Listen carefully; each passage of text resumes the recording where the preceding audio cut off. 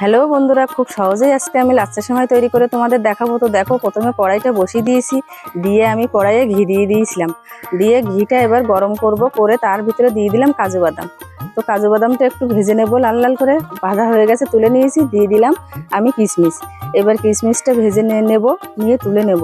এইভাবে বানালে খুব সহজে হয়ে যায়। এবার সেই কিশমিশ তুলে নেওয়ার পরে সেই ঘিয়ের কড়াইয়ে আমি দিয়ে দিলাম দুধটা দেওয়ার পরে দেখেছো একটু কালো কালো হয়েছে, কারণ ঘি ছিল ওর ভিতরে।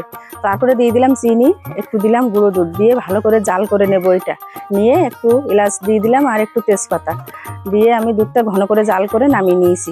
এরপরে আমি কিভাবে করছি দেখো, লাচ্ছা সেমাইগুলো আমি পুরো বাটিতে একদম সাজিয়ে দিয়েছি। দিয়ে ওর উপরে আমি এবার দিয়ে দেবো কাজু বাদাম আর কিশমিশ। যে ঘিয়ে ভেজে রেখেছিলাম সেই কাজু বাদাম কিশমিশটা দিয়ে সাজিয়ে দেবো।